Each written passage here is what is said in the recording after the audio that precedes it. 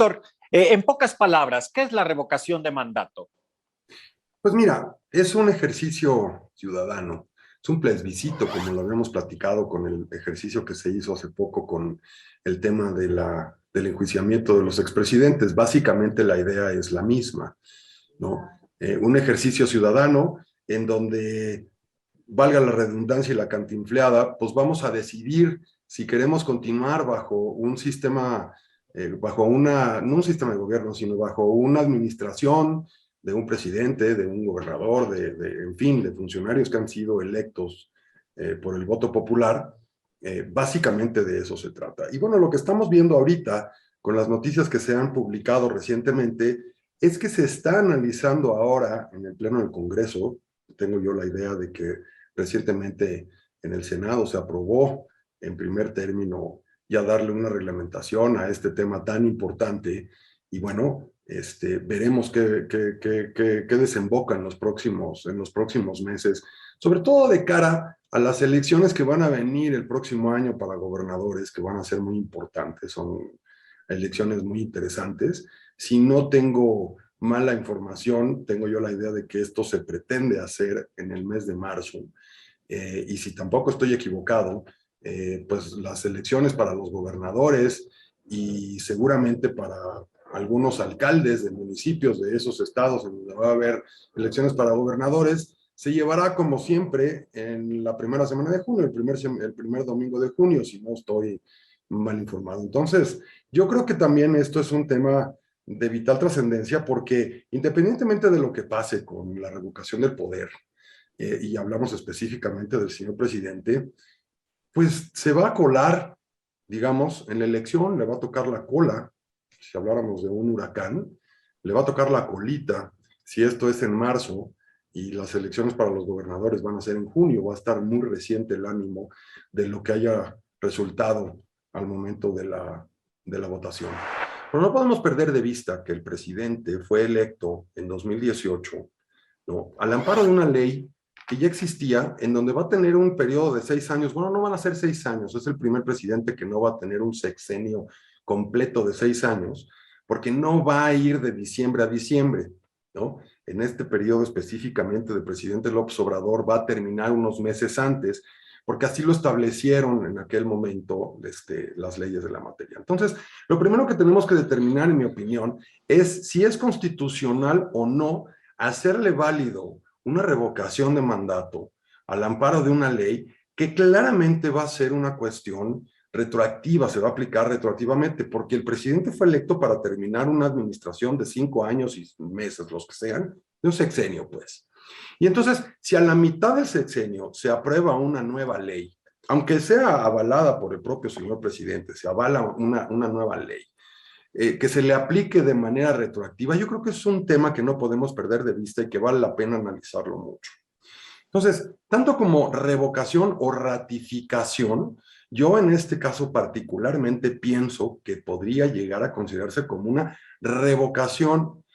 Desde el punto de vista práctico, quizás vaya a suceder con que sea una ratificación, si es que llegamos a los números que tienen que ser necesarios. En primer lugar, que haya una iniciativa ciudadana, si no me acuerdo mal, 2,5 millones de personas inscritos en el padrón electoral, y para que sea vinculante, al igual que fue el tema del enjuiciamiento de los presidentes, independientemente de la que pregunta haya sido buena o haya sido mala, si se junta este 40% del padrón electoral para llegar a votar, es decir, más de 30 y casi 40 millones de votantes, ¿no? Entonces se tienen que dar estos supuestos para que suceda. Y entonces, como yo particularmente creo que no va a suceder así, porque no creo que vaya a haber esa gran votación, nuevamente, al igual que lo que sucedió con el enjuiciamiento a los presidentes, con este plebiscito de revocación, digo, de enjuiciamiento a los presidentes, va a ser un termómetro para medir la popularidad del señor presidente, que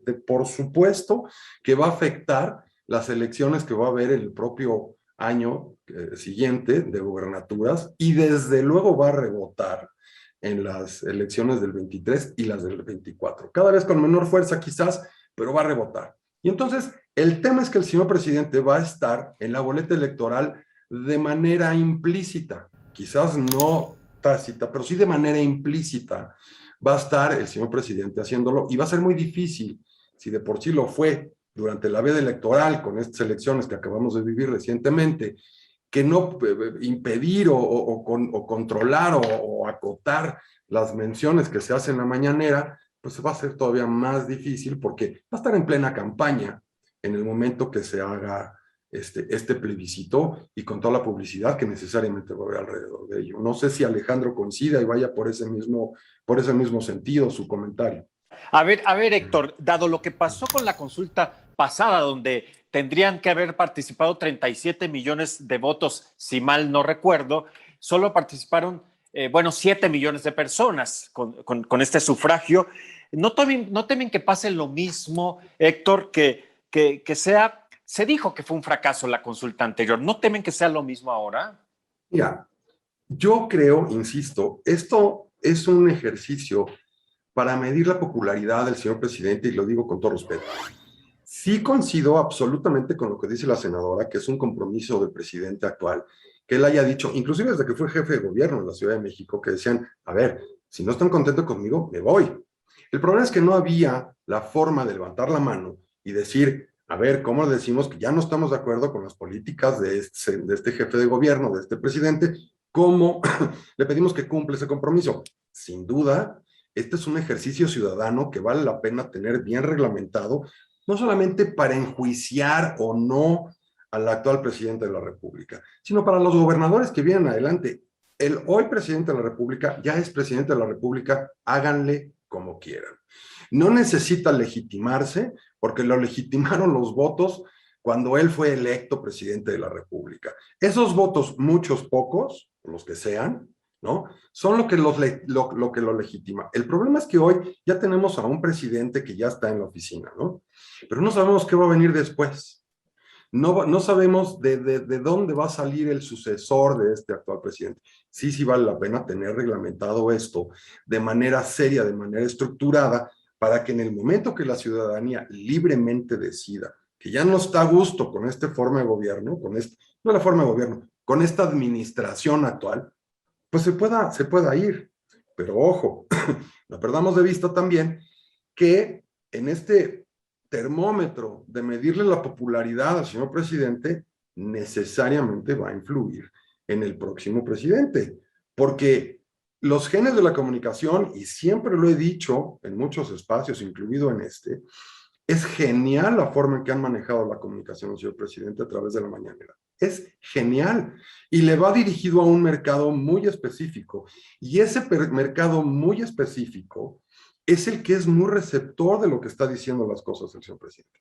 Y esta gran masa es la que decide democráticamente quién nos va a gobernar. Y lo digo también con absoluto respeto. Esta gran masa no necesariamente tiene los elementos para poder definir si el camino que está ofreciendo un político es el adecuado o no. Entonces, esto es como si de repente pongo en duda lo que decide mi papá en el seno familiar o mi mamá en el seno familiar, ¿no? No tenemos que legitimarlos, ellos ya son nuestros papás y de repente hemos tomado decisiones todos los papás, le hemos dicho a nuestros hijos, ¿por qué? Pues porque lo digo yo, punto, porque ya no quiero discutir y punto, ¿no? Pero imagínate que entonces nos dan esa posibilidad de, en una familia de 4 hermanos y 2 papás, en donde 3 son los superconsentidos de papá o mamá, y le decimos, ¿a dónde quieren ir de fin de semana? Nos vamos a Chapultepec, nos vamos a donde se te pegue la gana, ¿no? Y entonces 3 dicen, pues sí, vámonos a Chapultepec. Hay una nota muy interesante que publicó hace mucho tiempo Loret de Mola, en donde hablaba justamente de eso al momento de elegir al señor presidente. La gran masa es la que va a decidir hacia dónde nos vamos a ir como país, sin duda. Esa es la democracia. Y ese es el riesgo también de la democracia. Es un punto que no podemos perder de vista. En el ejemplo de Chapultepec y Xochimilco, 3 decidan irse a un lado y el otro no. Eso es válido, es súper válido. El gran tema es que las voces que usted bien está apuntando que no están de acuerdo y que las levantan para decir que no están de acuerdo con la forma de administrar y de llevar la administración del señor presidente, no necesariamente son las de las masas, porque las masas están muy contentas con la actual administración, pues porque tienen pensión a mis abuelos, tienen pensión a mi hermano que es un baquetón y no hace nada, pero le tienen un dinerito por ahí. Entonces, ese dinero clientelar influye en el pensar de las grandes masas. Si libremente, en el ejemplo nuevamente de una familia, en donde todos estamos iguales, los hijos van a las mismas escuelas, volviendo al mismo ejemplo que yo estaba poniendo, van a las mismas escuelas, viven en la misma casa, comen la misma comida, tienen los mismos derechos dentro de la casa, pero unos por su minoría de edad o por su falta de experiencia, les gustan más subirse a los Juegos de Chapultepec en lugar de irse a Xochimilco, o al revés, como sea, ¿no? Ese es el gran problema y uno de los grandes riesgos de la democracia que yo veo. El piso no está parejo en el sentido de que si esas personas que son la gran masa y que son las que van a decidir una votación, tuvieran todos los mismos elementos para poder llegar a una conclusión y poder hacer un voto razonado, no digo libre, porque libre tenemos un voto sin duda, y el INE ha hecho una extraordinaria labor, sin duda. Gracias al INE está la administración actual. Le guste a quien le guste. El señor presidente es el señor presidente de todos. Lo estamos viendo a futuro. Entonces, el problema es ese, que las grandes masas están manejadas y manipuladas por una extraordinaria y genial forma de manipularlas y de manejarlas. Igualito yo lo hice en un comentario en algún otro lado, creo que aquí, de cómo le pasó a la Alemania nazista, nazi. No estoy comparando, no estoy diciendo que ahorita tengamos un régimen como fueran estos. Me refiero a la forma de manipular la información que le llega a las masas para que las masas tomen una conciencia de algo. A eso me refiero.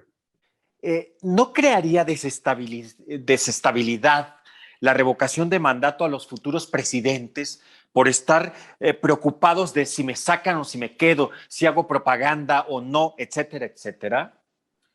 Mira, no lo vamos a saber sino hasta que lo veamos. Parece cantinfleada, pero yo creo que no.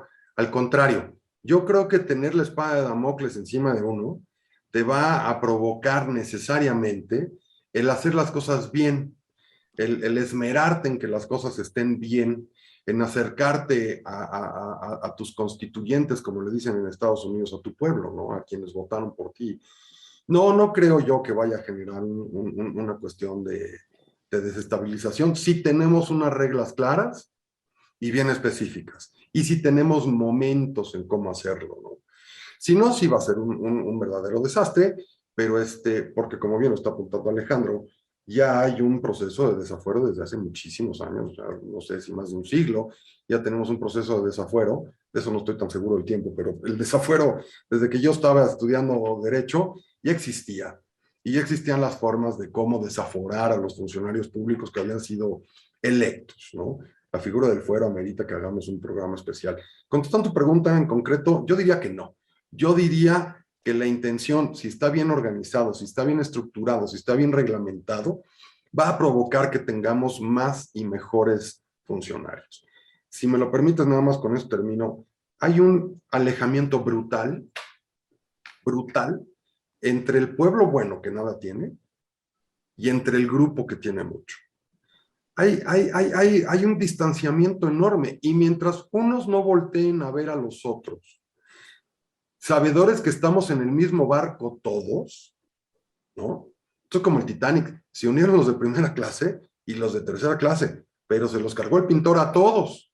Y mientras no veamos esto, que estamos en el mismo barco y que tenemos que acercarnos los unos con los otros, yo creo que ya no es un tema de desafuero, no es un tema de popularidad del presidente, es un tema bastante más complejo que no están viendo inclusive ahorita los partidos de oposición, o por lo menos no le están poniendo el dedo en la llaga como lo deberían de hacer, de cara a las elecciones del 2024, que son mañana, ¿eh?